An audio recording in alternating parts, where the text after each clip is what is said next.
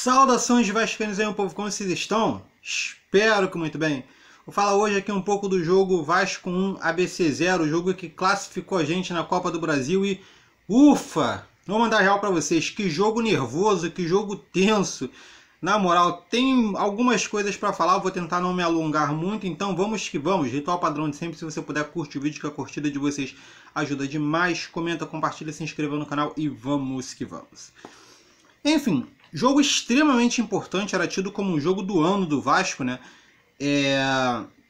Nós tínhamos a expectativa da classificação, era o jogo que estava com a corda no pescoço do Abel, em caso de não classificação, a expectativa era que ele fosse demitido, mas nós estávamos contando aí que o Vasco passasse e que nós tivéssemos uma boa atuação.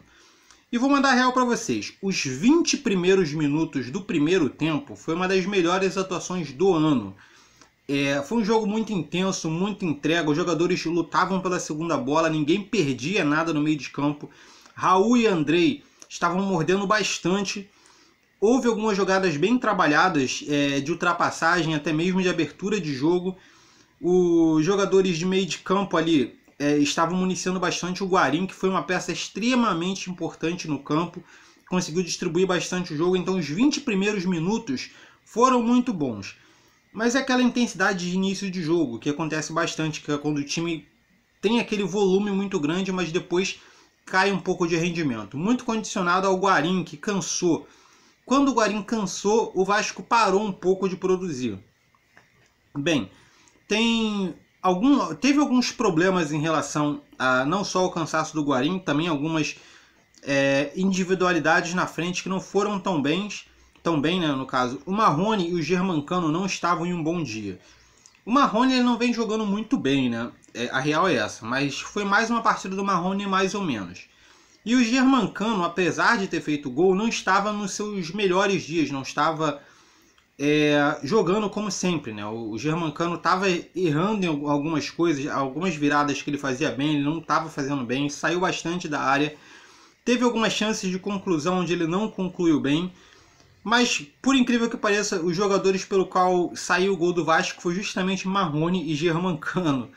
O futebol tem dessas coisas, né? Falando especificamente sobre a situação do jogo, o primeiro tempo, como eu disse, os 20 primeiros minutos, todos do Vasco. Depois o jogo deu uma caída um pouco de rendimento. O ABC não cresceu, mas o Vasco diminuiu um pouco o ritmo. Saímos para o intervalo no 0 a 0, com aquele gostinho de quero mais, né?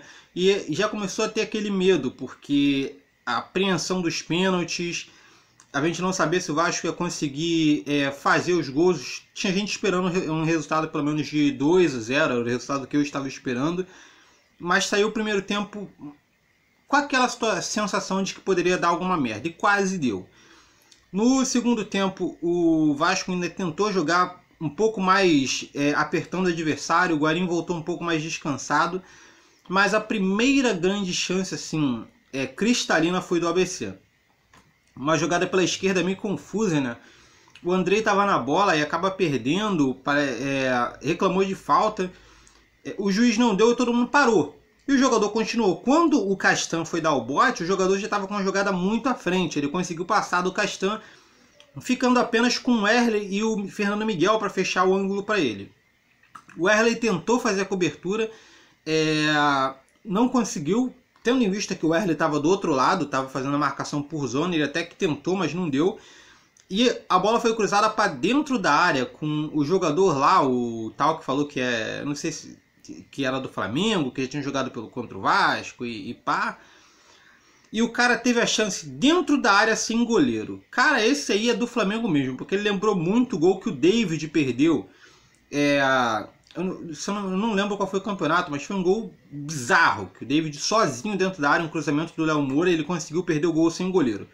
Foi basicamente a mesma coisa. O gol sem goleiro, o cara chutou a bola no travessão em cima. Foi aquele susto, sinceramente, foi o momento que eu morri. Um pouco depois eu voltei. E o bom é que o Vasco conseguiu se recompor em campo e logo depois teve a jogada do gol. Uma das coisas que mais estava funcionando no Vasco era o Vinícius Paiva pelo lado direito. Conseguia ali algumas infiltrações rápidas, conseguia ganhar na velocidade. E mais uma vez ele conseguiu levar essa bola à frente. E em vez de fazer aquele cruzamento na frente do goleiro, o Vinícius Paiva está fazendo um passe para dentro da área. Ele não foi a primeira vez que ele fez isso no jogo. Ele fez isso várias vezes no jogo. Em vez de cruzar, tentava um passe para dentro da área. Ele tentou, o Germancano fez o corta-luz. A bola ia sobrar a feição para o Guarim, sendo que o Marrone se meteu na frente. Tentou dominar e a bola ainda assim sobrou para o Guarim, que foi arrematar e aquele chute não dava para perder, cara. Mas infelizmente o Guarim acabou isolando a bola, é uma pena. Mas foi uma das grandes oportunidades ali que o Vasco teve, mas eu acabei me embolando, porque não é esse o lance do gol. O lance do gol foi o lance, mais uma vez, do Vinícius Paiva pela direita, onde o Andrei rouba a bola, toca para o Vinícius toca para dentro da área mais uma vez. A bola sobra no Raul, que inteligente. E esse foi uma das melhores jogadas do Raul, cara, porque eu vou reclamar mais disso lá na frente. O Raul, ele toca pro Marrone, que vem se projetando. O Marrone toca para dentro da área e o Germancano conclui. 1-0 foi uma comemoração até que vibrante do Germancano. Eu vibrei com a comemoração dele. E o Vasco, depois que abriu o placar, o Guarim saiu, o time perdeu muita mobilidade com o Marco Júnior.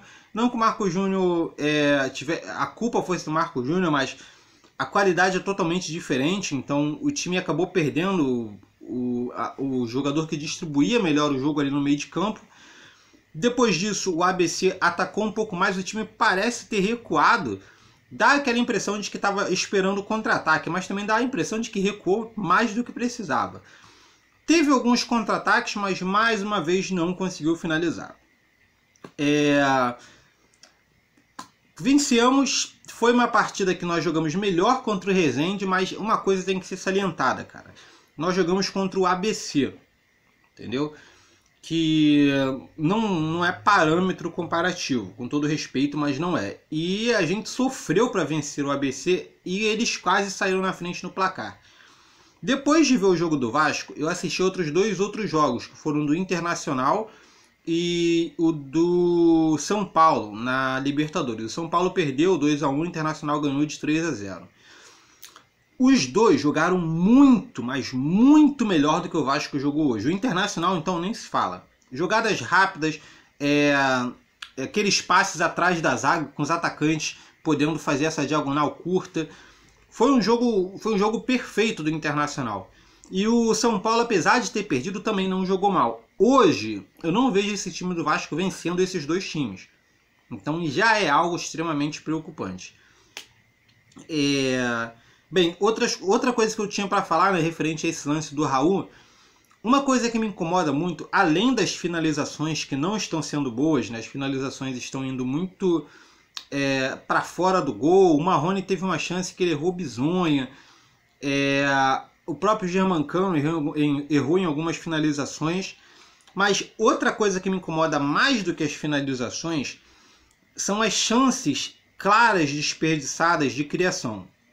O que eu quero dizer com isso? O que o Raul fez nesse lance? Quando ele pegou a bola, ele poderia ter feito o que geralmente está sendo feito no Vasco: chutar. E normalmente ele ia errar, entendeu? Mas ele conseguiu inteligentemente abrir a bola para o Marrone. E houve várias outras oportunidades desse tipo, onde o jogador pegava a bola e havia outro jogador em condição melhor de chute, onde ele poderia tocar para esse jogador, que ele pegaria essa bola desmarcado, com o gol praticamente aberto. Mas esses jogadores nunca tocam a bola. Aconteceu com o Marrone, pegou a bola no meio de campo, Vinícius Paiva estava entrando livre, dentro do gol praticamente. Era só ele rolar que o Vinícius Paiva poderia pegar essa bola e chutar cruzado. O Marrone chutou. Aconteceu com o Germancano, pegou a bola, tá certo, artilheiro, gosta de chutar e tal, mas o Andrei também estava entrando livre pela direita, ele poderia ter tocado, entendeu? E isso vem acontecendo em vários jogos, onde o jogador tem a oportunidade de tocar e chuta errado, chuta mal. Falando aqui dos melhores e piores do jogo, o melhor do jogo para mim, cara, é difícil escolher entre o Germancano e o Vinícius Paiva. Eu sei que o Marrone e o Germancano participaram do gol, né? O Marrone fez a assistência, o Germancano fez o gol. Mas eles dois não jogaram bem o jogo inteiro. entendeu? Eles oscilaram bastante. Marrone, tanto Marrone quanto o Germancano tiveram um jogo muito abaixo, apesar de terem participado do gol. Mas o Guarim foi totalmente... foi diferencial nesse meio de campo. Foi o cara que distribuiu o jogo, que fez ótimos lançamentos, que deu um chute, que o goleiro fez um milagre para não sair o gol. Então, foi um jogador que mudou o nível do Vasco. Mas o Vinícius Paiva também entrou muito bem pela direita. Conseguiu fazer jogadas rápidas, deu algumas boas assistências para dentro da área, né? Em várias dessas jogadas do Vinícius Paiva poderia ter saído o gol. Então é muito difícil definir. Eu no União do Niteu vou escolher o Guarim por ter mudado esse meio de campo, porque o setor de criação estava muito complicado. Mas poderia ser tranquilamente para o Vinícius Paiva. Tá ok? De fato o Vasco se classificou, de fato o Vasco mostrou uma produção muito melhor do que foi contra o Resende, mas ainda é muito, mas muito pouco. No meio de campo, o Andrei mais uma vez foi o líder de desarmes, o Raul foi um dos melhores lançadores da partida. Achei que nós fizemos um meio de campo bom, tendo em vista o que dava para fazer, né? Achei a escalação do Abel boa, voltou com o esquema recuando os laterais e abrindo os pontas, que era o que eu esperava. Esse sistema do Abel, tentando colocar todo mundo mais para dentro da área e abrir os laterais, não estava dando certo. Então gostei muito dele ter aberto bastante os pontas e recuado os laterais. Acho que foi uma das melhores coisas que ele fez nesse time. Sobre os jogadores que entraram no segundo tempo, Marco Júnior, como eu disse, não mudou muita coisa no jogo, mas deu ali a intensidade na marcação. Bruno Gomes entrou muito bem no meio de campo e mais uma vez eu ressalto aqui que dá para Andrei jogar mais adiantado, tendo o Bruno Gomes como primeiro volante. E o Juninho entrou também muito bem, com muita personalidade, buscando o jogo, tentando ir à frente. Então são dois jogadores, no caso o Bruno Gomes e o Juninho, que podem ser melhores observados ali para o Abel mais para frente, ok?